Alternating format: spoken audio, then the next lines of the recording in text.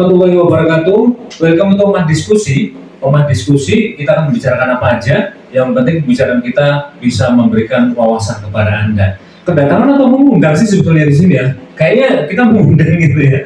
Ada Pak Cip Sucipto dari Dinas Perindustrian dan Perdagangan Kabupaten Magetan. Pak Cip, selamat siang Pak Cip. Selamat siang Mas Mas. Sehat Pak Cip nih. Alhamdulillah. Puasa Pak Cip? Puasa. Insya Allah nih. Ibu Kiki, kabarnya gimana Bu Kiki? Alhamdulillah baik. Ibu Kiki yang tercantik saat ini di sini ya. Karena kita bertiga ini cuma semua. Pak Agus gimana Pak Agus? Alhamdulillah sehat juga. Alhamdulillah. Pak Cipto ini selaku kepala dinas, kemudian Ibu Kiki selaku kepala bidang. Kepala bidang, Pak. Retribusi kesehatan bertuhan. Nah, ini bagian duit yang paling kalau retribusi ya. Itu SNI Pasar Rakyat. Saya ke Pak Cip dulu dong, mungkin bisa sedikit menjelaskan. Memang pasar itu ada standarnya atau gimana Pak? Terima kasih Mas Kocok. Itu memang dan 6 pasar hewan. Dari 18 pasar tradisional itu memakan belum ada yang SNI. Jumlah pasar total se-Indonesia itu ada 16.000 sekian, yang ber-SNI baru 53. Bayangkan. Nah, kami dari Dinas Perindustrian dan Perdagangan yang salah satunya membawahi bidang pasar yang dilakukan tadi sudah saya sampaikan ada 18 pasar tradisional. Kami memang ingin menuju ke pasar yang ber-SNI. Kali parameter. Jadi di sini memang ada SNI Pasar Rakyat itu SNI 8152 tahun 2021 yang khusus mengatur tentang SNI Pasar Rakyat. Aturan sendiri? Iya, aturan tersendiri. Iya. Itu sebelumnya ada di tahun 2015 karena dari 16.000 sekian hanya 53 unit yang ber-SNI itu dirubahlah peraturan jadi SNI 8152 2021. Itu untuk mendorong untuk masing-masing pasar untuk ber-SNI.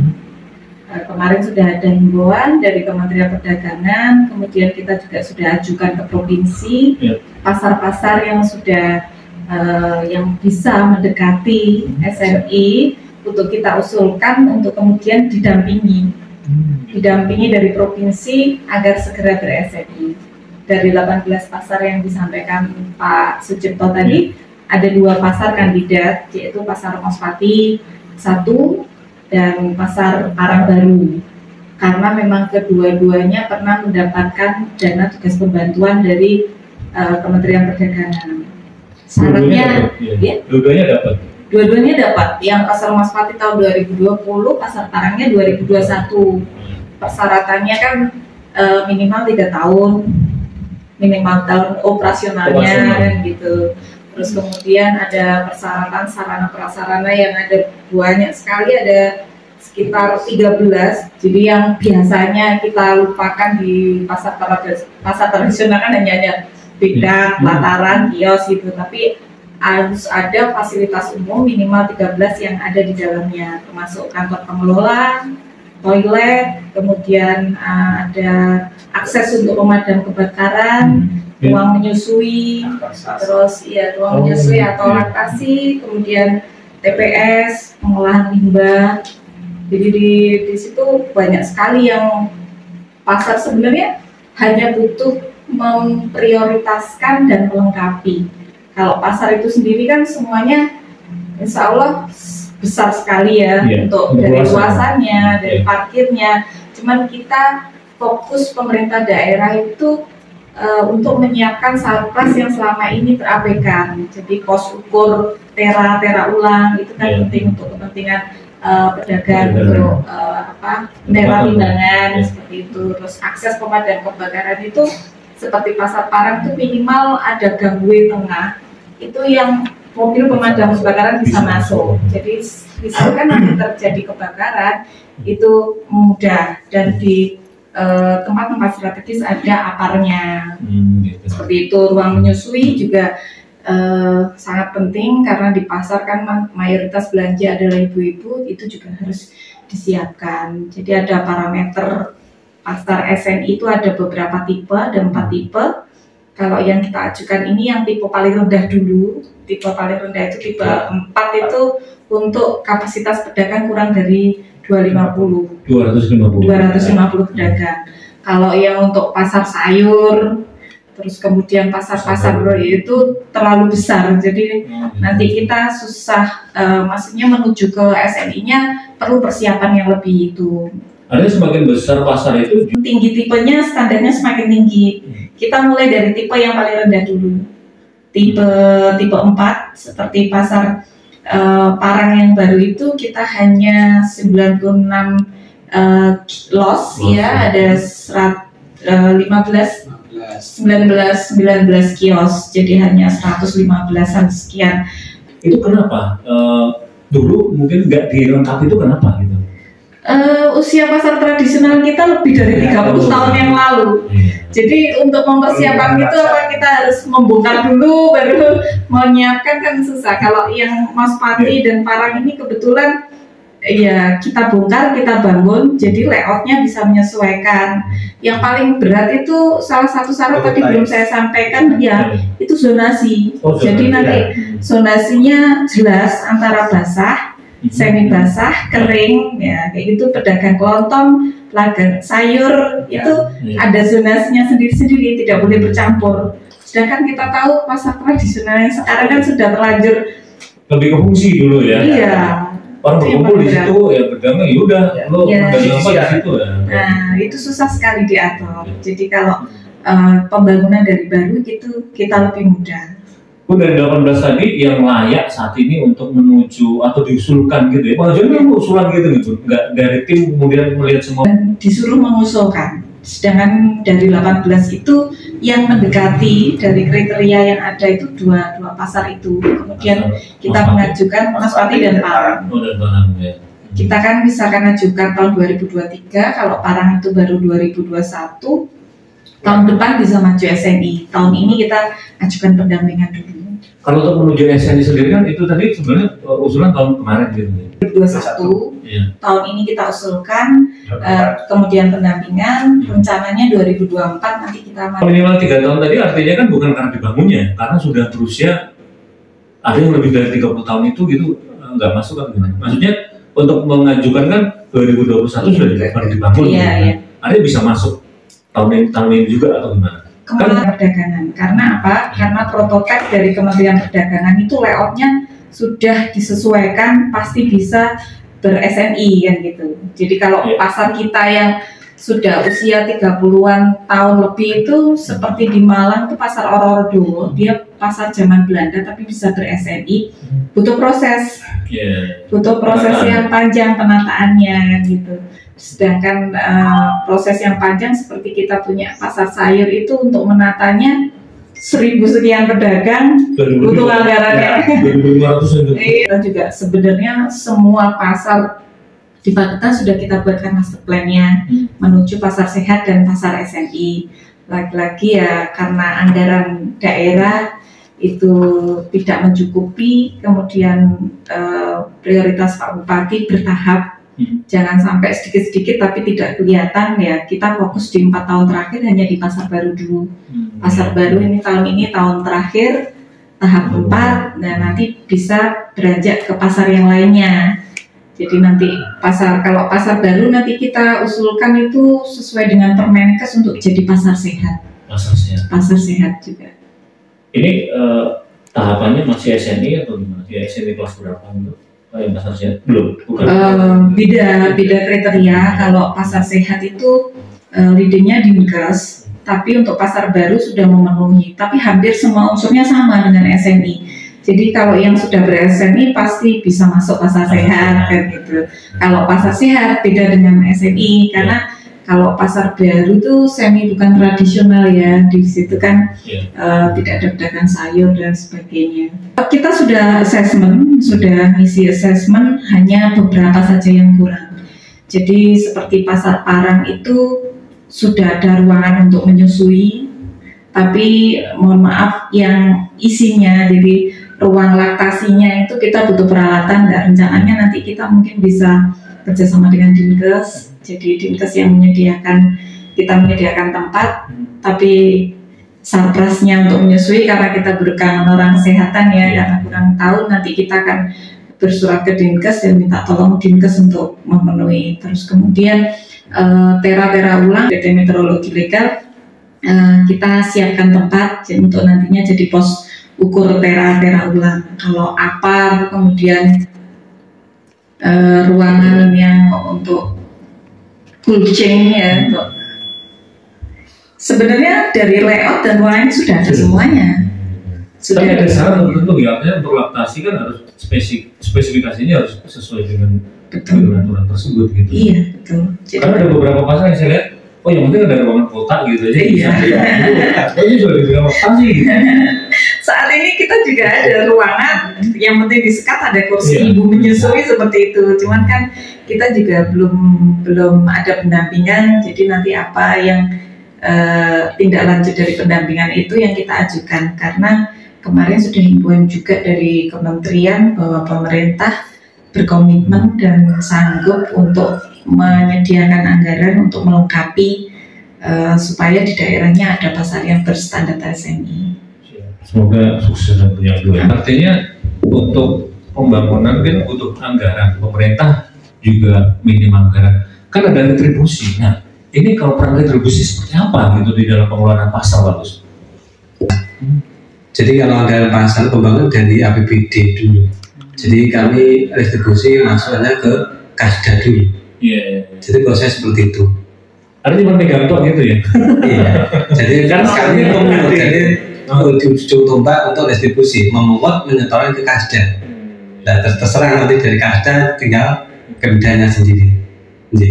Selama ini Pak Gus, kalau dari 18 pasar itu ya, itu sistem pengelolaan untuk retribusinya seperti apa sih Pak Gus? Ada beberapa yang mungkin menerapkan yang sudah baru kayak mungkin bisa lewat tabungan atau apa gitu. Retribusi ya? Jadi gini, kami sudah menerapkan sistem retribusi. Jadi kami bekerja sama pihak Bank Jatim. Jadi kami ada beberapa pasar yang sudah retribusi. Jadi pembayarannya di tabungan tinggal barcode aja di setiap kios-kios itu. Jadi tidak ada uang yang manual atau cashnya nggak ada. Jadi tinggal petugas kami membarcode.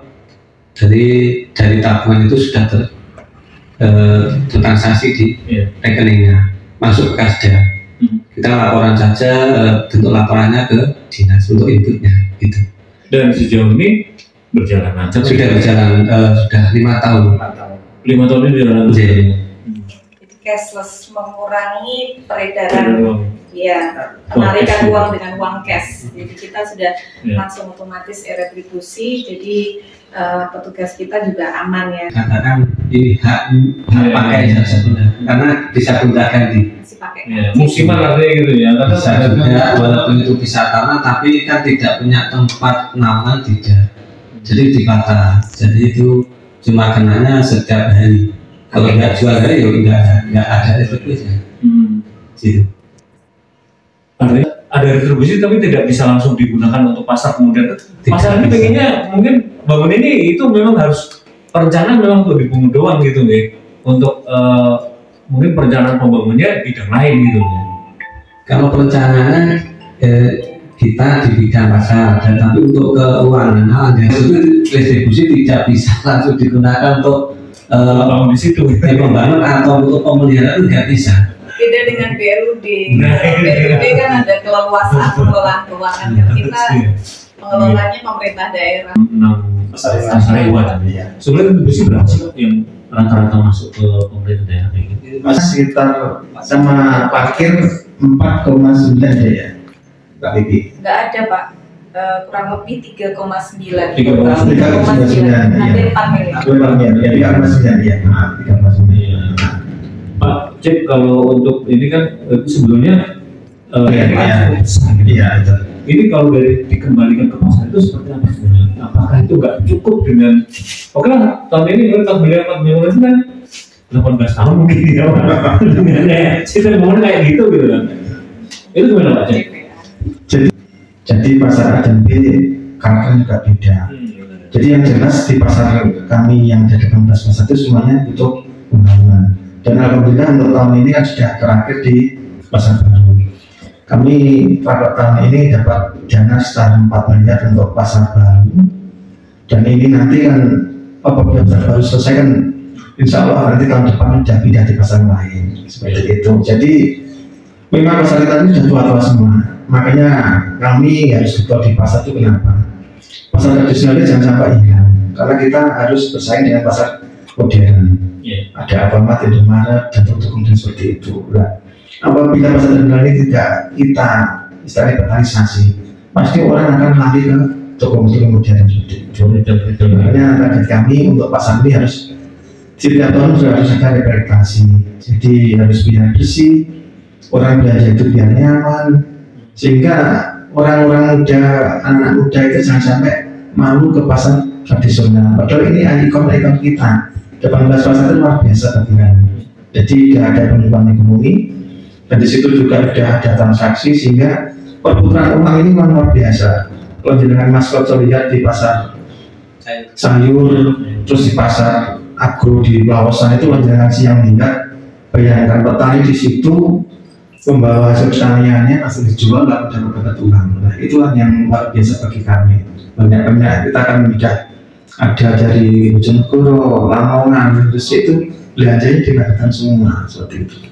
Artinya sebetulnya untuk pembangunan pasar sendiri ini apakah tidak bisa mungkin ya kepedulian dari para pedagang gitu? Iya. Itu bisa nggak Pak?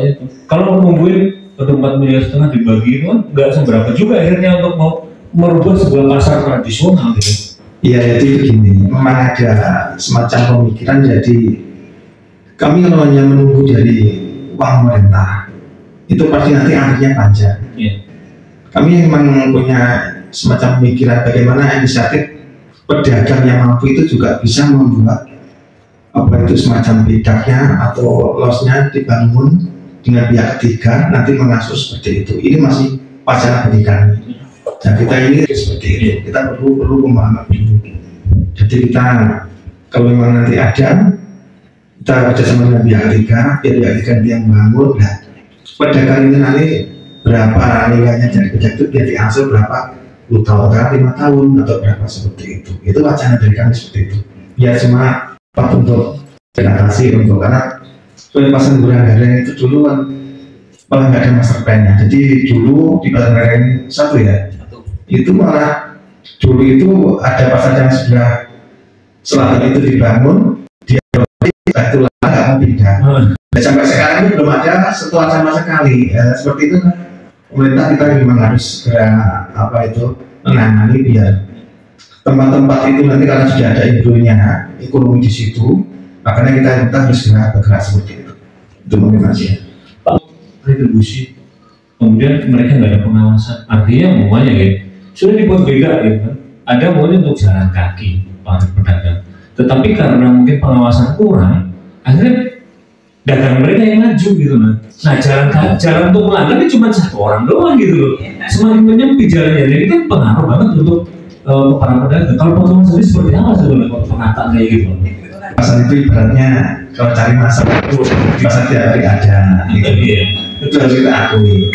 Jadi menata ini sudah kami terapkan untuk pasar yang baru dibangun. Contohnya di Maspati, di Tangerang, di Parang. Jadi pasar-pasar yang baru kami bangun itu langsung saya tertibkan. Jadi sekarang sudah tidak ada lagi yang sudah punya bidang 3 ada dagangannya sudah di depan. Makanya ini harus dimulai dari pemula. Maksud mula apa? Baru sedikit harus kita ingatkan. Itu kan istilahnya sudah lama banget. Jadi hal seperti ini yang harus kita pikirkan bagaimana nanti membangun pasar baru kita menertibkan seperti itu. Karena kalau sekarang ini kita tertibkan tidak ada tempat untuk jualan di mana lagi itu. Makanya kita harus mengadopsi berapa jumlah yang jualan di jalan itu harus kita hitung. Suatu saat kita bangun nanti orang-orang itu dulu yang itu kita pindahkan lokasi. Contohnya di Parang. Di Parang ini kalau saya bangun tahun 2021. Dulunya juga banyak yang jualan di jalan-jalan itu. Akhirnya kita data jual sekian, saat bangun ada tempat, dan itu orang itu pertama yang kita masukkan. Kita tidak ambil orang dari luar. Orang itu yang kita utamakan untuk berjualan. Tapi dengan catatan juga disampaikan oleh Mbak Gigi, kita jualan juga harus ada zonasinya. Ada ikan, ada yang basah, ada yang kering. Jadi kita data, benar kita data. Jadi itulah memang kendala-kendala kami, belum ada tempat jualan di jalan. Kita harus mencarikan jalan keluarnya seperti itu. Oke.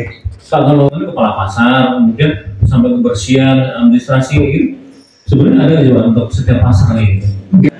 Sekarang ini sudah nggak ada UPT, nggak ada karena ada aturan baru dulu. UPT nggak ada, sekarang itu hanya adanya cuma koordinator pasar. Iya, koordinator pasar itu, dan di detailnya nanti Mbak Gigi biar menjelaskan, karena kami ini sebenarnya sudah kehabisan tenaga.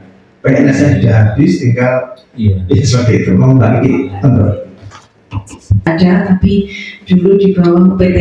Jadi ada UPT wilayah, di mana itu ada 5 wilayah UPT pasar, terus masing-masing UPT itu membawahi 3-4 pasar yang kecamatannya berdekatan, seperti itu, ada koordinator. Nah, karena UPT itu sudah dihapuskan kemarin tahun 2017 atau 2018, akhirnya struktur langsung di bawah dinas perindustrian perdagangan di bidang pasar.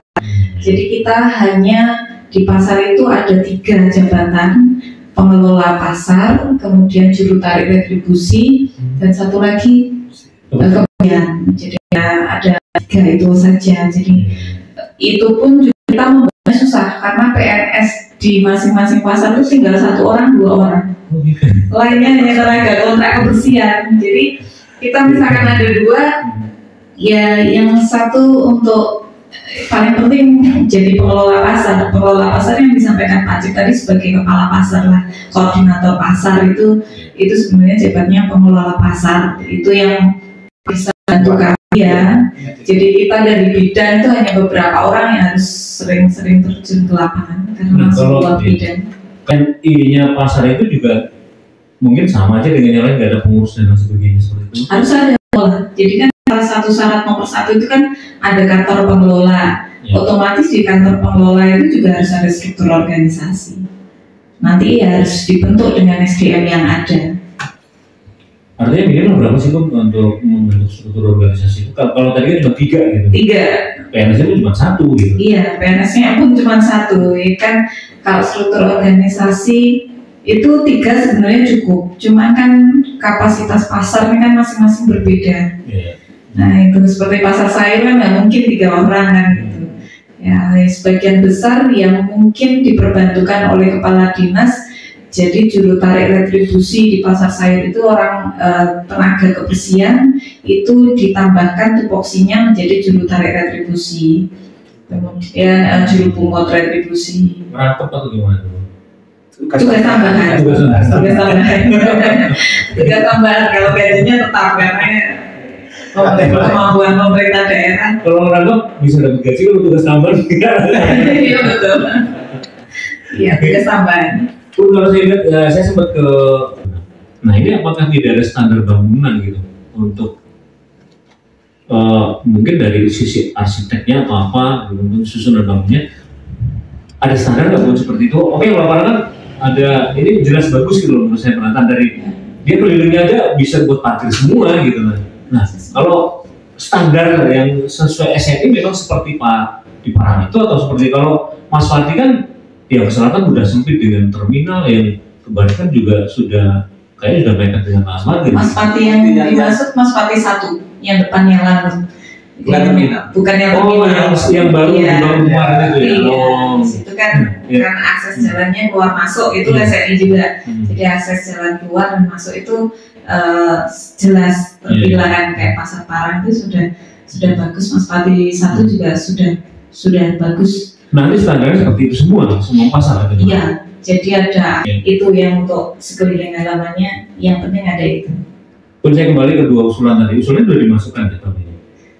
Sementara yang diminta minimal 1 kita ajukan pasar Parang karena yang terdekat dan kita tidak berat untuk melengkapi. Jadi sudah ada, tinggal mungkin catatan dari tim penilainya itu apa, nanti kita tidak lanjuti. Kalau penilaian sendiri pun nanti finalnya ini layak itu Kita bukan pendampingan, jadi penilaiannya belum. Penilaiannya tahun depan, pendampingan dulu 1-2 kali. Jadi kalau memang belum syaratnya belum memenuhi untuk dinilai, kita belum mengajukan penilaian. Jadi dari pendampingan 1-2-3 itu baru kita, oh ya oke ini siap, baru kita ajukan. oh, karena sekarang juga seperti itu gitu ya. Iya. Pengajuan, ada pendampingan, Iya. baru bisa dinilai. Betul. Gitu. Bun, kalau tadi kan 2, ya yang 16 pasar ini nanti untuk mungkin meraih menuju ke sana, apa yang akan dilakukan oleh kita sendiri? Iya. Pasti pusing 16 pasar gitu. Iya. Anggaran nggak ada. Tadi sudah disampaikan sebenarnya di era kepemimpinan Pak Sucipto itu dari tahun 2019 sampai sekarang itu kita tidak murni APBD, kita sempat berturut-turut dapat anggaran dari tugas pembantuan Kementerian Perdagangan, intinya kita juga disuplai dari APBN kan gitu. Kemudian pernah juga dari anggaran DID yang untuk sumber DID, jadi ada sumber-sumber lain selain APBD, jadi bisa menambah kita untuk revitalisasi. Kalau Pak C prinsipnya setiap tahun minimal setiap pasar harus disentuh. Yeah. Minimal yang terberat kerusakannya apa harus dibetulkan seperti itu. Jadi ini hampir berturut-turut setiap tahun setiap pasar itu ada pembenahan, walaupun itu sangat kecil, tapi mereka berhak mendapatkan itu. Selain itu kita fokus di prioritas pasar baru. Nah, yang saya bilang mungkin yang otomatis dari sisi anggaran kan kita supply terus. Nah, sementara yang 16 pasar ini mungkin kegiatan apa yang bisa meningkatkan mungkin ya dari sisi persyaratan bisa menuju ke SNI tadi, mungkin nyicil lah gitu maksud saya. Iya. Dari sisi kebersihan kayak atau mungkin dari infrastrukturnya apa gitu, apa yang dilakukan oleh pemerintah daerah? Ya itu tadi, seperti masing-masing pasar itu kan punya kriteria sendiri, punya kekurangan sendiri. Seperti pasar Agrobis Plausan, pasar Agrobis Plausan kemarin karena integrasi dengan Refugia, kemudian seperti yang disampaikan banyak pedagang yang pakai jalan ya tumpah dan sebagainya. Akhirnya kita revitalisasi, kita rehabilitasi itu kita tertibkan. Akhirnya ya lumayan tertib sekarang, sudah tidak ada kemacetan lagi. Kemudian area bunga rumah dan parkirnya juga jelas seperti itu. Padahal hanya butuh anggaran di kurang dari 200 juta, tapi kita bisa memulai untuk memperbaiki untuk menuju pra-SNI itu tadi. Harus kreatif gitu. Iya, mana dulu yang bisa. Jadi masing-masing punya kelemahan sendiri-sendiri. Pun kalau terkait mungkin bangunan sih masalah SNI dan sebagainya. Nah sebetulnya kan kalau bangunan mungkin kalau penghuninya menyadari bahwa pasar itu sesuai SNI harus seperti ini, mereka menjaga gitu. Sekarang kan kesadaran dari pedagang sendiri untuk buang sampah di tempat, kemudian untuk menata sebagus kan masih kurang. Nah upaya melibatkan pedagang sendiri seperti apa sebetulnya biar sesuai dengan itu yang SNI ya Bu. Saya yakin semuanya kalau diajak masuk ke pasar SNI mereka juga senang gitu. Seperti itu, karena kita dari segi SDM pedagang yang bermacam-macam ribuan juga. Kemudian kita dulu sudah mengandalkan dari LH untuk pengangkutan sampah. Kita kan sudah ada tenaga. Jadi tenaga Pak Agus itu, tenaga kontrak yang ada di pasar itu setiap kali buka dan tutup pasar itu sudah membersihkan di luar pedagang. Jadi retribusi yang kita tarik itu sudah termasuk fasilitasi untuk membersihkan pasar. Jadi kebersihan di dalam pasar itu murni tenaga kontrak kami yang membersihkan. Kemudian diangkut ke TPS dan TPS di LH dan itu. Tapi sekarang sudah ada wacana untuk pasar sehat sendiri, kemudian SNI kita harus ada pengolahan sampah dan limbah sendiri. Nah itu yang PR besar kita, mau nggak mau kita harus bentuk Pokja Pokja di masing-masing pasar untuk pengolahan sampah. Jadi yang diambil LH itu hanya residunya saja. Di situ pemilahan itu kita berat di situ. Kita baru mulai yang di pasar agro. Kita sudah pendampingan juga dengan IPB, kan ada beberapa profesor yang putra asli daerah Magetan sudah diajarin. Itu pun juga sampai sekarang belum maksimal. Jadi dari 1 ton, karena pasar itu kan menghasil sampah. Dan agro yang 1 ton aja bisa 1 ton 1 hari. pasar sayur agri ya, itu pun kita sudah siapkan 4 tenaga untuk memilah, itu aja masih kewalahan, masih menumpuk. Kalau dulu menggulung, sekarang sudah tidak, jadi kita bisa mengurangi, bisa mengolah sendiri, residunya nggak seberapa yang diangkut dengan LH, tapi belum bisa untuk semua pasar bertahap. Padahal pasar Lausan itu kan baru 1 item, pasti sayur, dan sampahnya masih organik. Dibandingkan dengan pasar yang mungkin campur ya, baju, ya makanan, itu kan perlu lebih komplek lagi gitu ya. Iya, kalau Pak Agus kemarin ada solusi kerjasama dengan TPS 3R setempat kelurahan. Itu sudah ada 4 atau 3 pasar? 4. Ada 4 pasar, jadi pasar Parang, pasar Manis Rejo, Goreng-Gareng, sama Manggi itu sudah kerjasama dengan TPS 3R. Jadi untuk pengolahan sampah, karena kita belum bisa membuat Pokja, kita kerjasama dengan TPS. Bisa jadi percontohan atau gimana Bu? Artinya kan bisa berhasil gitu ya untuk mengurangi sampah atau tidak meminimalisir gitu. Ya harus, ini sementara 4, nanti ke depan semuanya. Karena LH sudah tidak mau, dia hanya mau mengambil residunya saja, ya residunya saja. Jadi sebenarnya kita dari segi anggaran itu kita siapkan per meter kubik ya sesuai tarif yang ada di LH. Jadi hanya residunya aja yang diangkut karena terbatasnya TPA. Yang masalah pasar ini terutama sampah itu sangat PR terberat Pak Agus ini karena kasih kebersihan kan. Baik, terima kasih Bu. 18, oke ini udah kurang 2 mungkin dengan ini kan juga tetap anggaran kan tetap membutuhkan anggaran gitu Pak. Nah untuk menggali anggaran sendiri ini seperti apa nih Pak? Kalau tadi Jenderal bilang bahwa ada di luar APBD gitu. Seberapa susah sih sebenarnya untuk menggali di luar APBD ini? Jadi begini Mas Gajar, yang jelas untuk pasar ini kita masih bertumbuh pada APBD. Makanya untuk kami mengejar pasar itu biar semuanya bagus, kami sebenarnya tidak, istilahnya kami tidak berang-berang untuk minta minta bantuan ke pusat dengan dana tugas pembantuan. Kami setiap tahun kami berupaya untuk mendapatkan itu, karena itulah yang bisa kami harapkan. Karena kalau bisa tipe A kami bisa dapatkan 10 miliar, dan lumayan untuk pasar kami. Dan sekarang ini yang perlu kita perhatikan adalah kita memetakan pasar mana yang benar parah, pasar yang mulai dulu belum pernah tersentuh. Itulah yang kita upayakan dulu. Jika kita pakai skala prioritas karena dana kita cukup. Tadi sudah saya sampaikan, tahun ini adalah pasar berarti nanti kita harus pindah ke pasar yang lain. Nah kemarin di Pak Bupati sudah ada perintah khusus untuk tahun 2024 ini, nanti kami suruh membangun pasar PPU di Maspati karena sana tempatnya strategis. Terus di sana ya semua tahu lah keadaannya seperti itu, makanya tahun 2024 nanti kita fokus di PPU, tapi tidak mengesampingkan pasar yang lain. Target kami setiap tahun itu setiap pasar harus ada sentuhan, karena kasihan sudah jualan, sudah kita narik distribusi, tapi ada yang bocor, ada yang jadi, itulah tugas kami. Makanya setiap tahun kami berupaya agar setiap pasar itu ada sentuhan-sentuhan untuk yang paling khusus. Itu menurut saya. Mana kita harus menarik orang yang belanja di itu yang penting. Karena pertama kita membangun tapi tidak ada ujungnya. Selama masih ada dunia seperti ini, ya kita harus bergerak seperti itu. Terima kasih. Pak, kalau kita ke dua yang pasar untuk standar SN sendiri. Nah, dari untuk jadi apa? 2 ini bisa lolos SN itu? Ya kita paling nggak 1 harus. Makanya tadi karena begitu kita pasar kita harus cari pendampingan dulu. Kekurangannya di mana kita upayakan nanti biar ada yang beli SNI.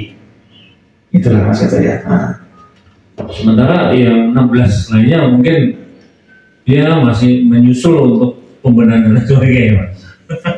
Iya, kita kalau harus semuanya kita nggak mungkin lah. Nah, harus tahu diri. Kami sekarang ini yang benar-benar bagus dan sudah terstandar itu dari pasar Parang dan pasar Maspati, karena dua-duanya dapat dana tugas pembantuan Jadi di bentuknya juga sudah prototipe dari kementerian, jadi semuanya sudah standar dari sana gitu. Yang lain harus menyusul gitu. Kalau yang tadi bantuan itu ada bantuan dari Pak Eko. Apakah tidak semua pasar bisa diajukan untuk mendapatkan bantuan? Kami setiap tahun memang mengusulkan untuk mendapatkan bantuan itu karena jumlahnya itu sekarang menyusut. Jadi sekarang itu kita kan ada 536 kabupaten kota se-Indonesia. Semuanya juga mengusulkan bahkan dalam satu kabupaten ada 2 proposal, 3 proposal. Makanya biasanya kalau sudah dapat 1 kali, tahun depan itu biasanya jarang mendapatkan lagi karena kita harus bergiliran seperti itu ganti. Itu makanya. Pak, ini mungkin sesi kita terakhir ini Pak. Ini kalau dari jenengan sendiri, program tahun ini apa agar pasar di Kabupaten Magetan setidaknya mulai menuju ke jalur SN sendiri? Terima kasih ya. Di pasar baru ini harus selesai. Karena di pasar baru juga masih menyisakan tugas yang tidak ringan. Jadi di pasar baru ini, insya Allah dalam bulan April awal kami sudah ada lelang. Kami ada 4 tugas, yaitu ada item di pekerjaan itu. Pertama ada air mancur, juga ada panggung, ada nanti tempat parkir sisi utara, dan di atas ada 2 itu untuk partisinya. Jadi kami merombak atau yang atas yang kumuh itu karena bangun. Dan untuk SNI tadi saya sampaikan kepada Mbak Vicky, jelas kami harus mendapatkan dari 2 itu 1 dulu untuk sebagai contoh di Magetan. Biar nanti perilaku pasar SNI itu juga ditiru oleh pasar-pasar yang lain. Apalagi kami juga punya paguyuban. Jadi di pasar itu ada yang namanya paguyuban pasar, pedagang pasar. Di setiap pasar ada semua, sehingga nanti bisa langsung di situ. Jadi itu mungkin dari kami, Mas. Ya terakhir, kalau memang mungkin ada pedagang, ada paguyuban gitu. Nah, paguyuban itu kalau mungkin ada kerentak untuk saya juga ikut berpartisipasi dong untuk bisa membuat pasarnya juga nyaman. Itu seperti apa aturannya gitu? Memperbaiki pasar, karena mereka juga hidupnya di pasar gitu. Sementara ini belum ada aturan yang mengatur. Jadi paguyuban itu seperti komite, dia mendampingi kami. Jadi dia lebih ke support kepada kami. Jadi tetap eksekutornya itu dari kita. Jadi mereka sama sekali dari segi membantu di anggaran atau pembangunan tidak ada aturannya. Jadi dia malah justru yang sampai saat ini dia yang memberikan masukan kepada kami. Jadi masing-masing pasar itu lewat paguyuban, oh ini loh pasarku ini kurang ini lah, itu tugas kita untuk mencukupi. Jadi berat sebenarnya. Jadi setiap hari dari paguyuban dari 16 itu baru 11 pasar yang punya paguyuban itu sering berkirim surat cinta ke kita. Intinya ya tuntutan haknya pengen ini pengen itu lah. Karena keterbatasan anggaran kita prioritaskan mana yang lebih urgent dibetulkan seperti itu. Artinya mereka masih belum punya inisiatif nih, masih sering bersurat cinta aja gitu. Iya. Terus untuk meningkatkan mungkin ya, karena ini anggaran sangat penting ya untuk menunjang pembangunan dan menuju yang pasar SNI. Untuk meningkatkan reaksi sendiri apa sih yang dilakukan bagus?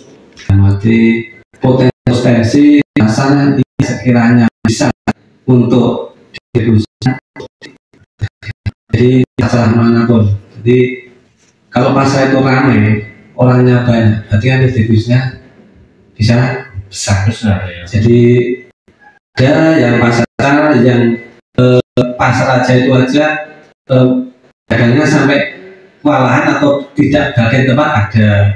Ada yang pasar besar tapi pedagangnya kurang. Jadi ada pasar yang besar tapi pedagangnya sedikit. Kami sudah koordinasi dengan koordinator, monggo siapapun boleh berdagang di pasar. Jadi ada dengan aturan-aturan yang berlaku, semua boleh. Tentunya kita itu intinya kalau pasar itu banyak, kita tentunya banyak. Jadi untuk meningkatkan hanya itu. Jadi kami mungkin dan bisa bekerja sama dengan pihak ketiga dalam arti yang potensial lah. Mungkin bisa dari pihak sponsor ataupun bisa juga seperti itu. Yang penting kita sebenarnya di dalam pasar untuk bisa bagaimana celah apapun bisa terdistribusi. Artinya melalui retribusi semua gitu ya. Iya, atau pungut. Yang mana sih? Baik sahabat Lawu, demikian diskusi di rumah diskusi bersama dengan Bapak Kepala Dinas Disperindak Kabupaten Magetan, di mana mereka saat ini berupaya ya untuk menjadikan 2 pasar di Kabupaten Magetan agar bisa berstandar SNI. Tetapi yang pasti upaya mereka itu akan lebih maksimal kalau para pedagang dan juga masyarakat mendukung langkah-langkah mereka. Bahkan Pak Bupati juga untuk mendukung keberlangsungan pasar sebenarnya moratorium retail ini, perizinan gitu. Nah ini juga salah satu upaya. Tetapi kalau masyarakat juga tidak mendukung bagaimana pasar itu berstandar SNI, itu kayaknya nggak bakal maksimal gitu ya untuk keberlangsungan pasar dan juga pendapatan daripada pedagang sendiri. Jadi semuanya harus terlibat untuk mendukung bagaimana pemerintah bisa mempunyai pasar standar SNI ya, SNI, Standar Nasional Indonesia. Demikian diskusi kita hari ini di rumah diskusi.